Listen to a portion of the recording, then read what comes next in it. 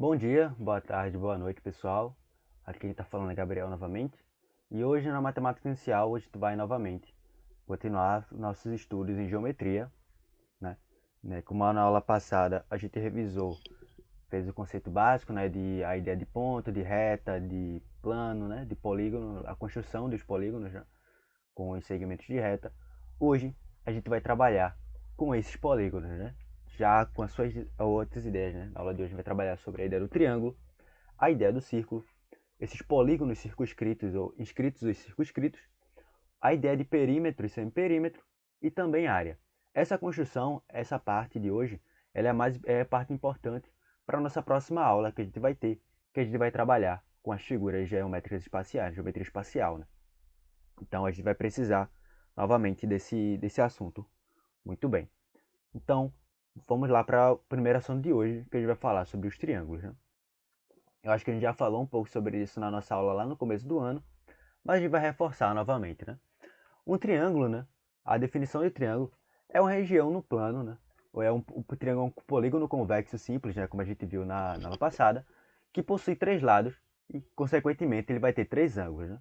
Os triângulos são os polígonos mais simples que podem ser construídos, né? A gente pode construir e que podemos montar a partir do triângulo, né? A gente pode montar todos os outros polígonos que a gente vai estudar hoje, né? Então, dar essas características, né, que a gente tem de três lados e três ângulos, a gente vai ter aqui três tipos de triângulo que a gente pode ter. A gente pode ter o triângulo equilátero, no caso, seus três lados são iguais e, consequentemente, seus três ângulos são iguais. A gente tem o isósceles, que tem dois lados iguais e dois ângulos iguais. E a gente tem o triângulo escaleno, onde todos os seus lados são diferentes. Sempre bom lembrar que a ideia do triângulo aqui, né, seu ângulo correspondente, né, o ângulo correspondente ao lado aqui, também vão ser semelhantes, né, semelhantes não, congruentes, né, ou iguais, né? Aqui seria só esse e esse aqui, e aqui, cada ângulo aqui, ele é diferente, ok?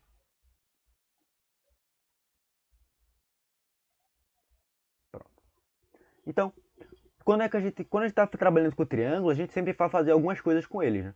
A primeira é que quando a gente acabar comparando um triângulo com o outro, né? Quando a gente olha dois triângulos, né? Dois triângulos no plano, a gente pode acabar fazendo uma relação entre um e o outro, né? Essas duas relações que a gente pode fazer, né, de comparação, é a relação de congruência ou a relação de semelhança, né?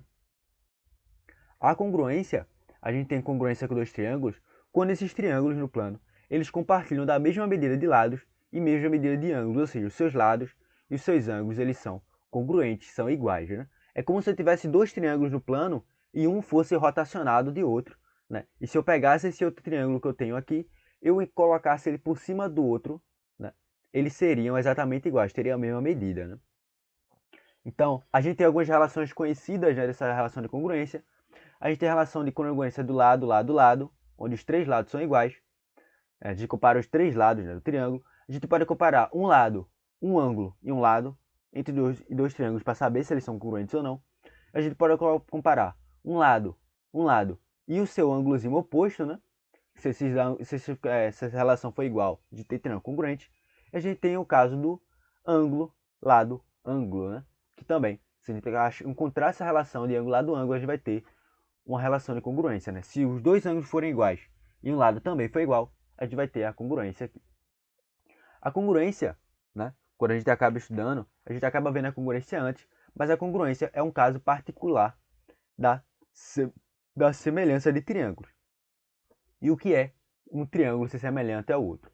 A gente fala que um triângulo é semelhante quando, quando esses triângulos compartilham da mesma medida de ângulos, porém, os lados desse triângulo são proporcionais, né? Ou seja, um lado, se eu pegar um lado de um triângulo, pegar um triângulo e esticar esse outro, ou de comprimir ele, ele vai ficar do mesmo tamanho que o outro triângulo, né? Ele seria como se fosse uma multiplicação, né? Uma expansão de um outro triângulo que eu estiver trabalhando.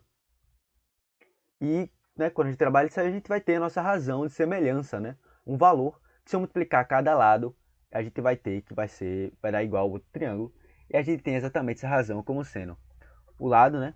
A está para A, né? O do triângulo maior está para o menor, ou do menor está para o maior, tá? Assim como um lado vai estar para o outro, assim como um lado vai estar para o outro. Isso aqui é igual a um K.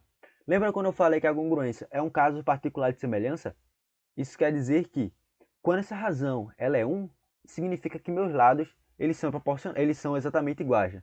Porque se eu tiver A sobre A igual a B sobre B igual a C sobre C, né?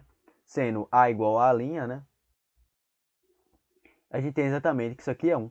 Então, se A é igual a linha, a gente tem que os lados são congruentes, né? Então, a gente teria uma relação de congruência lado, lado, lado, né?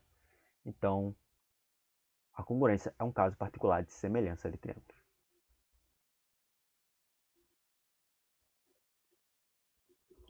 Então, saindo um pouco da ideia de triângulo, a gente vai falar um pouco agora da ideia de círculo. O círculo a gente pode definir, né, de diversas formas, né, tanto geometricamente como algebricamente. Mas para a nossa construção geométrica, né, o círculo ele é a região equidistante a uma medida r de um ponto O. Né? Em outras palavras, o círculo, né, é toda essa região aqui que parte do zero aqui, tem uma distância r e vai estar aqui essa borda aqui, né? Essa borda mais a região de dentro, né? Porque o círculo é a região da borda mais de dentro e a circunferência é só essa bordinha de fora. Então, a gente tem a definição aqui das cordas e uma circunferência, né? Uma corda é justamente um segmento. Eu pego dois pontos aqui, né, de uma circunferência. Eu vou ter o arco. Eu tenho essa medida que eu pego de A até B aqui, que eu ando na circunferência. Isso aqui a gente chama de arco. E se eu pegar um segmento que parte do A e chega até o B, a gente vai ter exatamente uma corda. Então, a corda é justamente esse segmento que parte de A até B. Essa ideia de corda vai ser um pouco importante quando a gente vai trabalhando com os polígonos, né, inscritos na circunferência. Então, primeiramente, a gente tem que entender que, saindo daqui do ponto A ao B, andando na circunferência, a gente tem um arco. E saindo de A até B, cortando, a gente tem uma corda.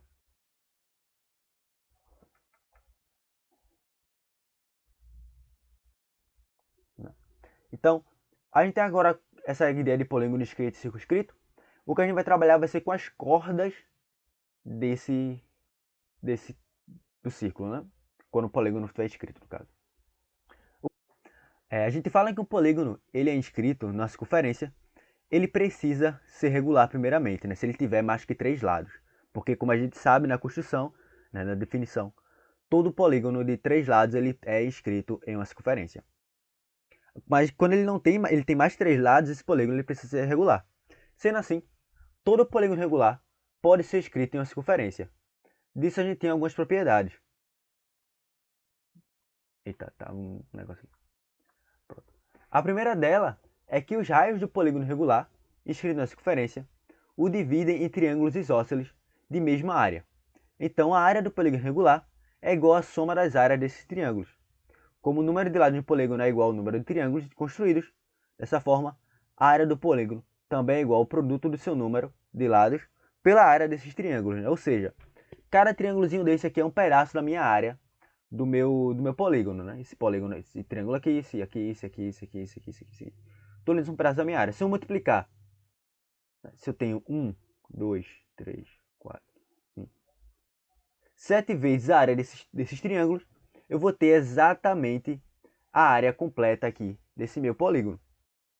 Né? Então, essa é uma propriedade muito importante que a gente tem no polígono escrito, porque a gente pode dividir em área de triângulo e a gente sabe como é calcular a área de triângulo, né? Que é a área da base vezes a altura. É base vezes a altura, no caso.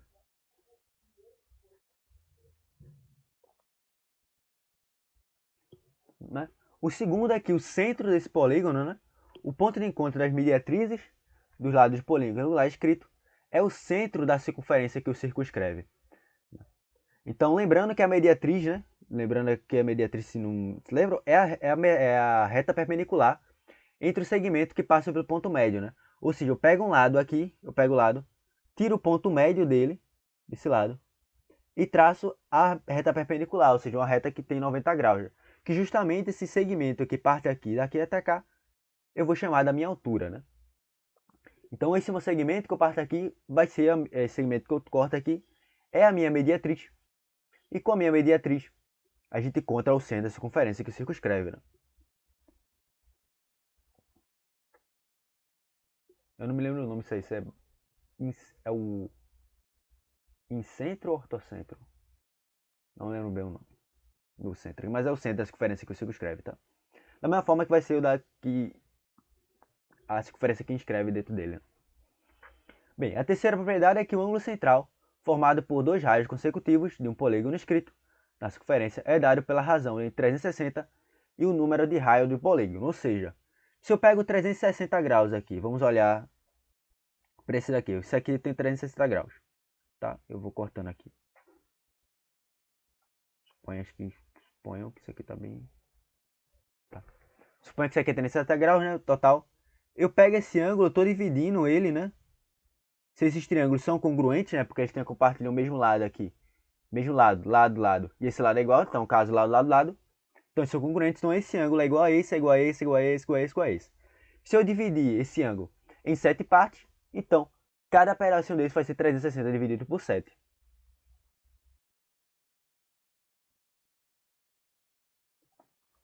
Outra questão é que a gente tem é que dado dois polígonos regulares escritos em circunferências distintas e com o mesmo número de lados, possuem perímetro proporcional às medidas do seu lado. Ou seja, esses dois polígonos aqui, esse aqui, possuem o mesmo lado e os dois são regulares. Sendo assim, a gente pode fazer meio que uma relação de semelhança entre um e outro, relacionando o seu perímetro, né, a soma dos seus lados, com os seus lados.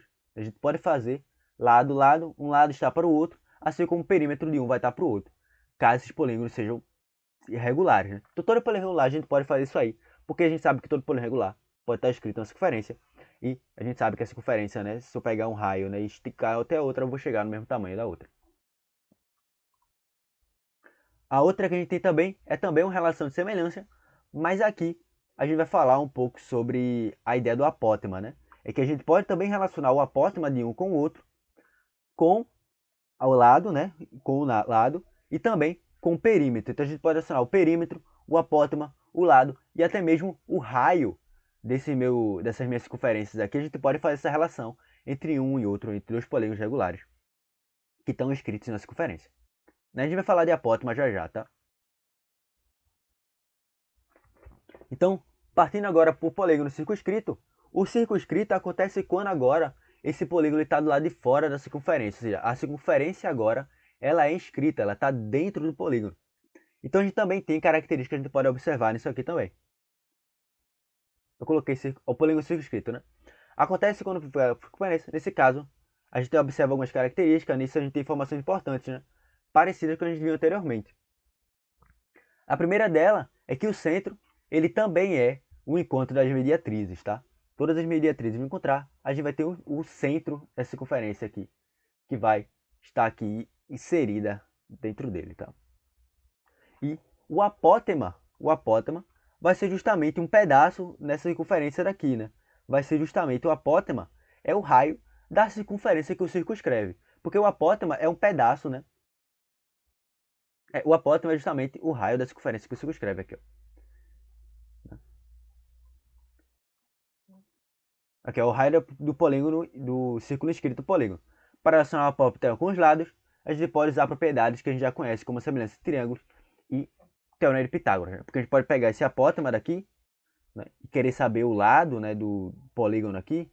A gente pode traçar o raio da circunferência que o círculo escreve, né, o raio maior. E daqui a gente trabalha, né, com o teorema de Pitágoras e tudo mais. Tem algumas relações para alguns polígonos que já saem mais facilmente, mas em geral a gente vai fazer isso aqui, tá? Então lembrando, revisando novamente, o centro da circunferência é o encontro das mediatrizes e esse raiozinho aqui, esse meu R aqui, também é o meu apótema, é o apótema do meu polígono aqui, né? Ele é um pedaço da minha altura. Então vamos falar agora um pouco sobre a área de polígonos, tá? Eu tô correndo um pouco, tá, pessoal? Porque esse vídeo aqui tem que ser um pouco mais rápido também, porque a gente vai ter um encontro, né? Nessa quarta-feira. E aí eu vou liberar esse vídeo mais cedo para vocês. Vou tentar liberar esse vídeo hoje. E amanhã a gente tem um encontro só resolvendo exercício na aula, tá? Então vamos lá ao estudo da área. Estudar a área de figuras planas é a parte mais importante que vamos ver, né? Que vamos ver agora. E depois também porque a gente vai começar a estudar a área de poliedros. A área de poliedros e volume de poliedro. Então a gente precisa saber o valor da área, né? Então, entendemos que a área ocupa, né? A gente entende como área, né? Toda a área que o polígono ocupa, toda a região, tanto com a borda quanto com o seu interior.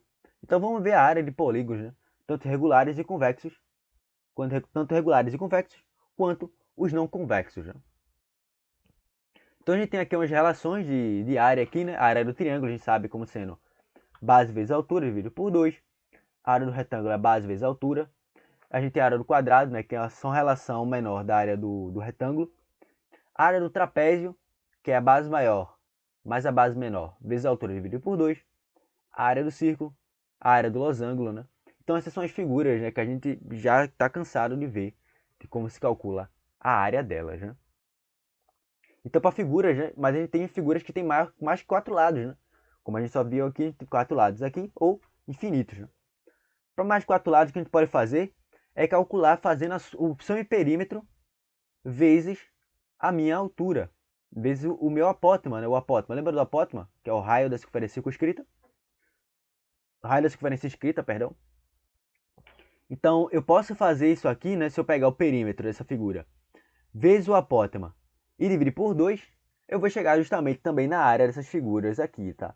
Então, existem formas para calcular essa área, como a gente já viu, que é multiplicando, por exemplo, aqui são 5 lados, né? 5 vezes a área do triângulozinho que tem aqui dentro. Ou a gente pode calcular sabendo o perímetro dessa figura e sabendo o seu apótema também.